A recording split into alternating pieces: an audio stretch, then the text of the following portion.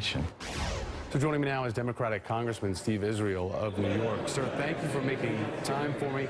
Thank you, first Thomas. of all, your personal reaction to these remarks, and do you feel that they belong in the current political dialogue? No, of course not.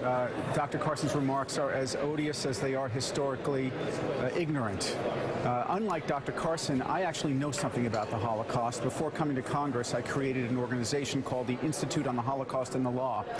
And if Dr. Carson would at least have a basic knowledge of the Holocaust, he would know that gun control did not cause the extermination of 6 million Jews and so many others. Anti-Semitism did. Nazism did. A totalitarian regime did. So those kinds of parallels are unfounded. They are sad. And quite honestly, Dr. Carson owes an apology to those who think about the memory of the Holocaust every day.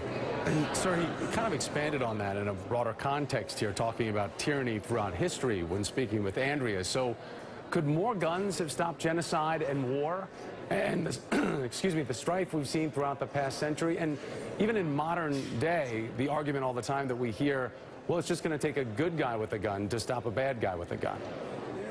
The argument may make good rhetoric, but it is historically unfounded. It is not statistically true. It is what somebody says when they're pandering to a right-wing base.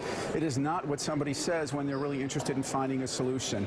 The answer to violence is not more violence. And to suggest for a moment that an 85-year-old Jewish woman being marched to Auschwitz or a 5-year-old Jewish boy being marched to the crematoria could have stopped that by grabbing a gun against a totalitarian regime, it would be funny if it weren't so sad, Thomas. Congressman, I want to switch gears and talk with you now about the interesting developments, the interesting developments with Kevin McCarthy taking his name out of contention to be the next speaker. Explain what you think is going on, and we expect to hear Nancy Pelosi give an update at a news conference, I think at the half-hour mark. But explain what this crisis is having on the working body of our Congress. Well, I just saw Paul Ryan on the floor of the House. We just finished votes, and now most of Congress is leaving here to go home to their districts for the next week. And he was surrounded by my colleagues. I don't know what decision he's going to make. I do know that this chaos in the Republican caucus is bad for the Congress. It's bad for the country. We have looming deadlines. We have highway construction workers who may lose their jobs because the Republicans have not extended the Highway Trust Fund. Instead of focusing on the Highway Trust Fund, they're focusing on who the next speaker is going to be. We have a debt ceiling. We have a shutdown. We have the Export-Import Bank.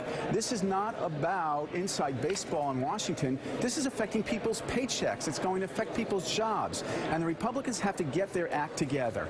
Here's how they can do it. It's very simple. Give us a speaker who has three skills: the ability to negotiate, the ability to compromise, and the ability to get the Republican caucus to get things done. The problem we have now is the Freedom Caucus refuses to support any candidate with any one of those skills. We shall see if they can find somebody with the three things that you mentioned. Congressman Steve Israel, thank you, sir, for your time. I appreciate it. Thank you.